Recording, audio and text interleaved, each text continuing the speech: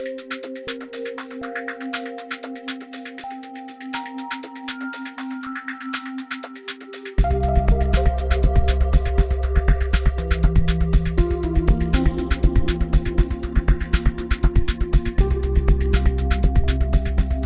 and welcome to Business Focus, produced by the Greater Reston Chamber of Commerce. My name is Angela Inzerillo with Impact Business Solutions, and I'm privileged to be your host as we highlight the great work our local businesses are doing.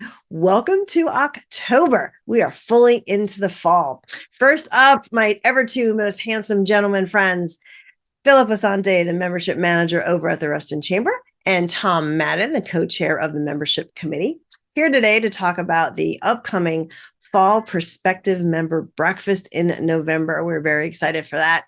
And then next up, the lovely Leslie Kane. We all know Leslie Kane. She's here today to talk to us about what she's doing on the board of directors over at Gabriel Homes and how they support the lives of folks with disabilities. And then finally, the lovely, lovely Jen Dalton, founder of BrandMirror, here today to talk about the importance of your brand image and how to elevate it to win customers. Let's go meet them. So please welcome my first guests, the ruggedly handsome Mr. Sales Manager for the Greater Reston Chamber of Commerce, Philip Asante, and the other ruggedly handsome co-chair of the Reston Chamber's Membership Committee, Mr. Tom Madden. Gentlemen, welcome. Nice to be here. Thanks, Angela. Always great to see both of you guys, even though I say you like way too much. Never. No, not way too much. I'm excited to have you here. We are here to talk about the Fall Prospective Member Breakfast. So before we get into this fabulous, exciting event that's coming up in November, Philip, I don't know if everybody knows you. You're at the Chamber now just over a year. So yeah, what do you do over at the Chamber other than first of all, thank you for having me, Angela.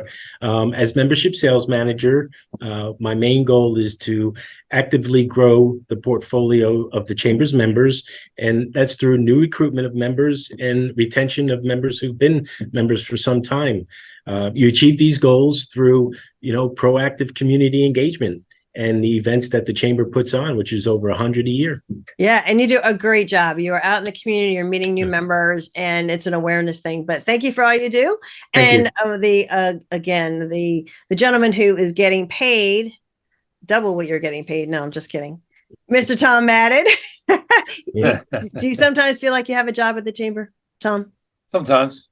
Yeah, you love it. You love it. You love what you do. So what when you're not doing things for the Chamber, what do you do in your day job? Sure. Yeah, I'm the owner of Visual Impact Productions. We help associations and corporations with their online presence with video.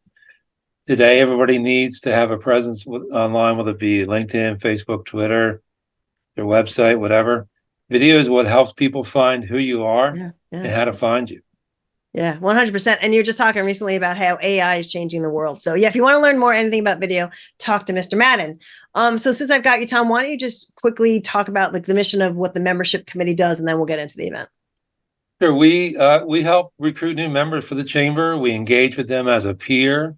Oftentimes we find the prospective members through the, Chamber 101, the net nights, the signature events, the golf tournaments, things like that. They show interest in the Chamber. So we, call them up, email them, meet them for coffee and say, listen, I'm a member here and I can tell you how I've helped my business grow. And I'd like to help you understand the programs that we have that can do the same for you. So basically we're there as a peer consultant, if you will, to try to recruit new members.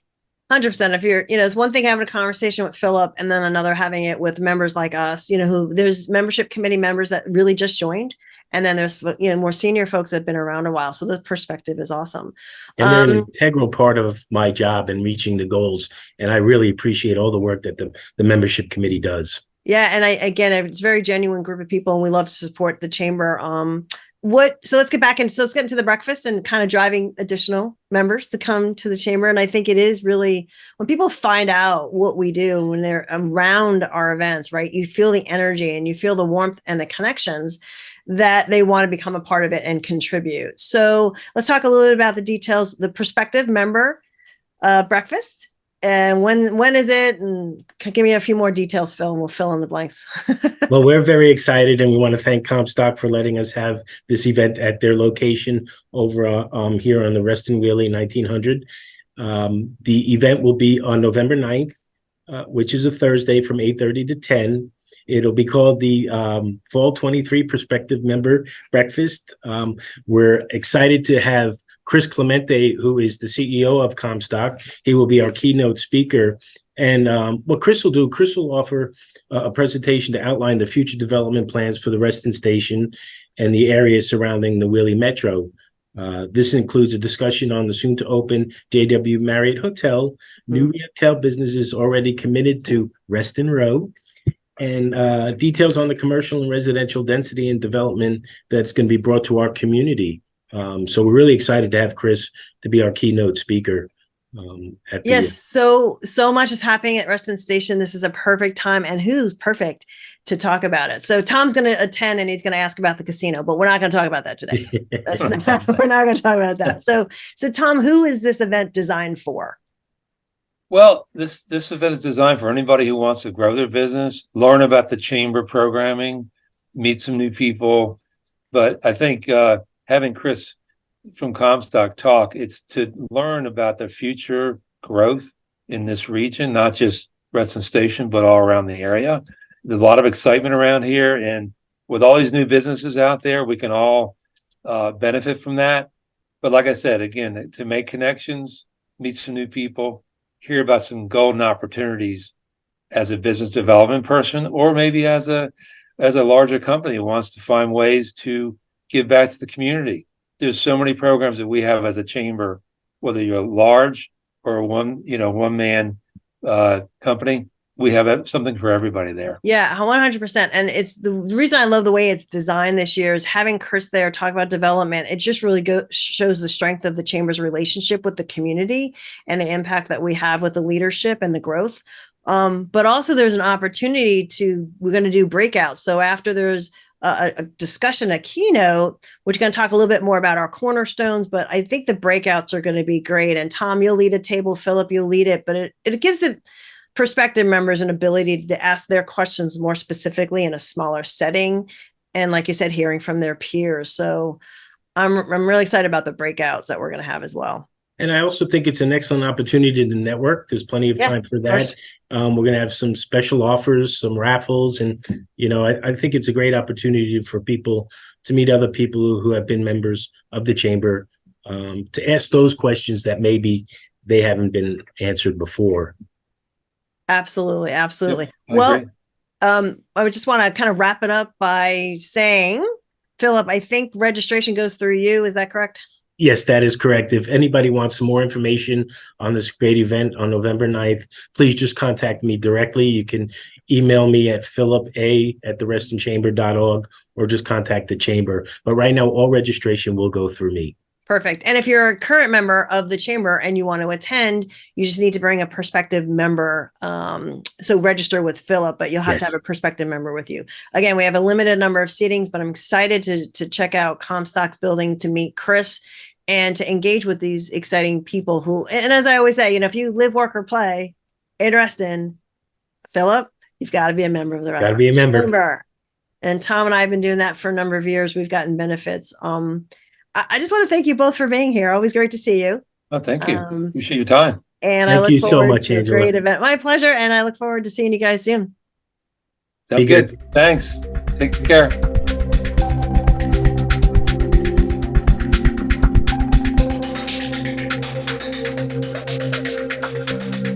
So please welcome my next guest, the lovely Leslie Kane, here to talk about Gabriel Homes as being on the board of directors. Leslie, welcome. Thanks. I'm excited to be here and share. I know you wear 85 different hats. So I know I do.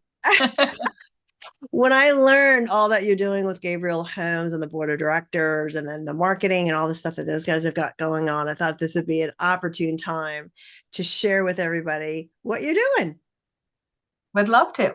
Awesome. So you've got a great history with them. So why don't you share a little bit more about, kind of why and how you support Gabriel Homes? Okay. So 41 years ago, my youngest sister was born with Down syndrome. And my dad, as you know, Angela, is very active in community. He actually started the Reston Chamber, and about the same time. And when Amanda was born, he was like, we need something to provide care for her when she gets older. So Catholic Charities was looking at a group home, and so he was instrumental in getting it started. And he was on the board. He did a lot of things with the with Gabriel Homes. In the meantime, throughout the years, one of my other sisters worked on staff there, and then she was on the board, and then recently I rolled on the board. So it is a cause that I'm very passionate about. And for people that don't know what Gabriel Homes is, which a lot of people don't, and that's one of the reasons I wanted to get on the board, and I am the chair of the marketing committee because I want to educate people. So Gabriel Homes is a group home. It's many group homes in the Reston Herndon area that provide housing for adults with disabilities. And so I'm not sure exactly. I think there's 5 or 6 homes between Reston and Herndon at different levels of assistance. So it's a great place for people with disabilities to be able to be part of the community and to work. And the theme of Reston, live, work, and play, and they do. Yeah, and the organization, yes, provides the housing, but there's also other opportunities to get involved, right? So are there programs that they provide? No, it's really the housing. And then within the people that live there, obviously they have programs and activities.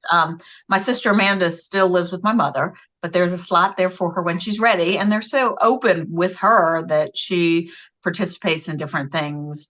Especially during COVID, they had to get creative because they weren't going to work. So I did painting events, and I just went in the other day and did a spa session for one of the girls' houses. They do dinner clubs, they do movie nights. So they do lots of fun things for the residents, teaching them life skills. Some of the houses are staffed 24/7, and some are just during the day and in the evening, and then the residents are on their own at night. And so the residents are getting a little older. The event I did the other day, there was, I think the oldest young lady there was 55, which I always think of them as kids, but I guess that's not a kid anymore. But they, do the grocery shopping for them and help with meal prep. And right. What is the age range? I know they're in their 50s and some are older, so they're looking at plans for, what's next. So it's more of the what next. It's not usually any children. No, it's definitely adults. And so it's not set up for people like that are wheelchair bound, because a lot of them are townhouses. So they're all pretty not self-sufficient, but sufficient in caring and taking care of themselves. And then, as I said, they do activities and help support them, with, medications and getting them to doctors. And they do have social workers on staff and people there to assist them. So I hear you're working on your website. So as the chief marketing person or your marketing chair for the committee, what's so we are working. We just came out with a new logo. Nice. And really focusing on the community and how Gabriel Homes is there to include the residents as part of the community and vice versa. And so, like, if you go in the Reston area, if you go to Potbelly, John has been working there for years. There is one of the residents, I don't remember his name, that works at Giant. Everybody knows him. So they're in the community and part of the community. So that's kind of the tagline we're working with redeveloping the website. So we're working on storylines and information on how, if you have a family member that has a disability, is looking for a place to live, how you can get approval, what are the resources available. So really some education. There's a lot of bureaucracy about getting people placed, and I'm not sure all the details, but I'm working on it as a selfish reason too, for when my sister is ready to go in there, in there. Well, it sounds like you're doing some great things. How can the community support you guys? I mean, I know you've got a big, a golf event every year. We have a golf tournament in the fall. Awesome. And so, awareness, if you know somebody with a disability, there are a couple spots open. So if you know somebody, I don't know if they place the people in the jobs directly from Gabriel Homes or they use some outside sources, but we can always point people in the direction. So if you have a business and looking to hire some people, I know there's a couple coffee shops that hire adults with disabilities. Obviously, donations are always good. Yep. You donate right from the website. And, occasionally we have volunteers that help with projects around the house. So if you're a contractor and know how to do things, could always use support there. Absolutely. So just getting the word out there, I think, is the key. Well, this is perfectly timed. So I'm glad that I was able to get your pretty face and pretty pink shirt on my show and start sharing about this. We'll scroll up the link to the website. Is it just gabrielhomes.org or something? Probably, but I don't know exactly. And so if you go look at the website, like late fall of 2023, it may not be so pretty, but the new one will be launched shortly. We're working on it. We'll keep abreast of it. So and I'm sure we will definitely see you around. And thank you so much for what you're doing there. And of course, with the you're welcome. Thanks for wanting to hear the story. Yeah. Thank you for being here. And I look forward to seeing you soon. Absolutely.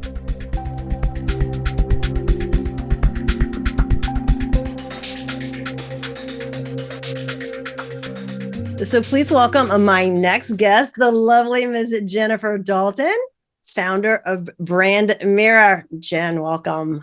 Thank you so much for having me on today, Angela. It's an absolute pleasure. You have been a member of the Chamber for quite some time now. Is this your first time on Business Focus? It is my first time. I'm very excited. Not too nervous. No. Oh gosh, not at all. It's just a conversation with me. But I'm thrilled to have you here. You do such great things with your clients and of course with the Chamber. It is natural to have you here so that we can share more of what you do with the rest of the world. Well, at least Fairfax can. So I'd love to hear about how people started their business. So kind of a little bit about your background and how you started BrandMirror, because it's been 11 years? 11 years. Wow. So I have to preface my journey because my parents were entrepreneurs. And I think when you grow up in an entrepreneurial family, you may not know better about starting a business. However, for me, I did work in the corporate world for 10 years. And on my 10th anniversary, I thought, I really want to do something different. It also happened to be the same day I had my second son. And I had told the company I worked at that, probably not going to come back. I'm going to go venture out on my own. And so in parallel, I had gone back to get my exec MBA at Georgetown and started to do a lot of residencies working with businesses and entrepreneurs, not only in the US, but also abroad. Mm-hmm. And before I graduated, I incorporated my business because I realized that a lot of my classmates who were amazing really didn't know how to tell their story. Mm-hmm. And so personal brand really became a tangible thing that we were all feeling because we just paid a lot of money to elevate ourselves in our career. And yet a lot of people were having a hard time figuring out how to message that. And so some of my classmates became my first clients, and then it sort of grew from there. It sounds like an absolute natural fit. And it is. It's really hard for us to talk about ourselves. We see each other indifferently. So it's really critical to have a third party as yourself. So share more about those services and who they are designed for. Sure. I think when I was at Georgetown, really the executive piece came into play, mainly because a lot of times as we look at companies, people follow leaders, not logos. And so companies often are talking about themselves. However, if you look at Gen Z or millennial, they really are wanting to hear from the leaders of a company, right? And we all want to hear from leaders and who's the face of the business. If I'm going to do business with them, I need to know, like, and trust them. And so a lot of what I do will be working with companies on their leadership team, their sales team, who's customer facing or client facing. How are they showing up on LinkedIn? How are they showing up in team meetings? Because everything they do is about building trust. And until you get people to know you, like you, and trust you, they probably won't move forward to work with you, at least not as quickly. So how do you accelerate that trust building? So those services lead into like an offering. So I guess, we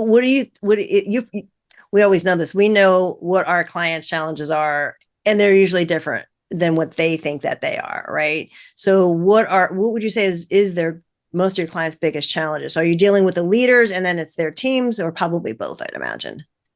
I think it's both. A lot of times people think about building their brand when they need it. And as you and I both know, you want to build your brand and really your reputation before you need it. So whether you're a CEO thinking about succession planning, Mhm. or whether you're a CEO expanding a sales team or trying to help your sales team understand how do you sell through conversation and curiosity and not just sell, sell, sell. And how do you do it naturally and authentically? So for most of my clients, their challenge is one, they don't want to talk about themselves. Yeah. But as I tell my clients, personal branding is not personal bragging. It's Mhm. sharing evidence so Right, that people know what you're good at and they know if they should work with you or not. And so I think for a lot of people, getting over that first hurdle of what can I talk about that feels comfortable or maybe a little uncomfortable, but feels authentic, that's a huge starting point. And then I think a lot of people forget and underestimate that so many people start looking you up online. They Google you, your LinkedIn profile shows up. I can't tell you how many salespeople I've gone to look at their LinkedIn page, and because of a setting, I don't even see their picture. Picture. Yeah. Right? And that sounds small, but that's a first impression, and first impressions matter. Very much so. I mean, specifically, so it sounds like you do a lot of coaching and you can help people identify and uncover maybe what they're missing in their branding. But specifically, what services do you offer? Is it more about the coaching? Do you do the execution as well? Okay. Great question. I love strategy. Okay. However, as we also know, it also comes down to execution. Execution. And so I'll work with my clients on not only the business and brand strategy, but how do you execute? I do work with companies too. Like I'm not going to build a website, but I'll work with a company and collaborate with them to build a website. But what I'll provide is here's a mock-up of the page, here's the brand, here's the message, here's how we want to highlight the CEO, or here's how we want to highlight the team members so that we really build a brand around people and not just around a company. Because time and time again, the things that get the most attention are when we're talking about people. Sometimes it can be as simple as working with a CEO on how often are you recognizing your people in person, on LinkedIn? As we look at CEOs trying to get people back in the office, many of them are doing it with a like forceful come back or else. The reality is leaders need to be thinking about how are we meeting people where they are and giving them a powerful message that inspires them to come back in the office, that creates a really powerful place for employees to engage, feel valued and heard, because I don't think we're going to force people to come back in the office. And anytime you have to force someone to do something, it's not usually a great outcome.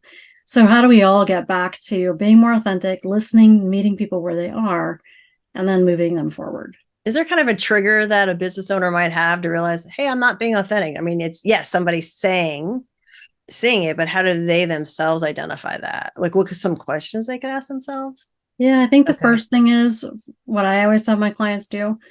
Describe how you think you show up in 5 or 10 words. Nothing complicated. Yeah. Then go ask your direct reports, ask your frontline people to describe you in 5 words and see where there's a disconnect. Mm-hmm. But I think the act of getting feedback can feel scary because what if people say they don't like you? And it's like, well, if you don't ask and you don't start working on it, Right.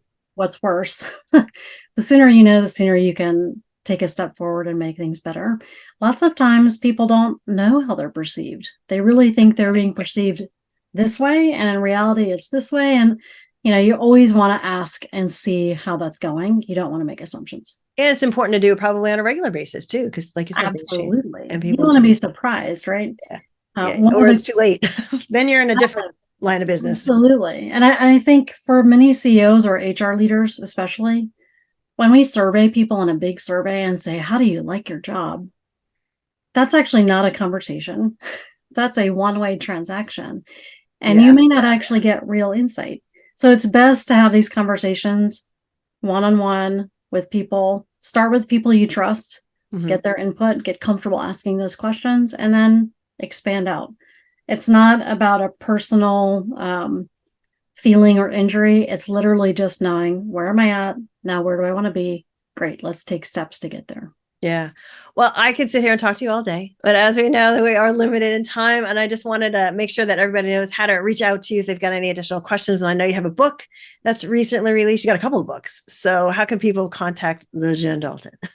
Or Jen Dalton on LinkedIn for sure. It's not a problem. Please connect with me or follow me. And then, of course, BrandMirror.com. You can reach out, connect with me there, whether it's booking me to speak, whether it's learning about either of my books, Listen or The Intentional Entrepreneur.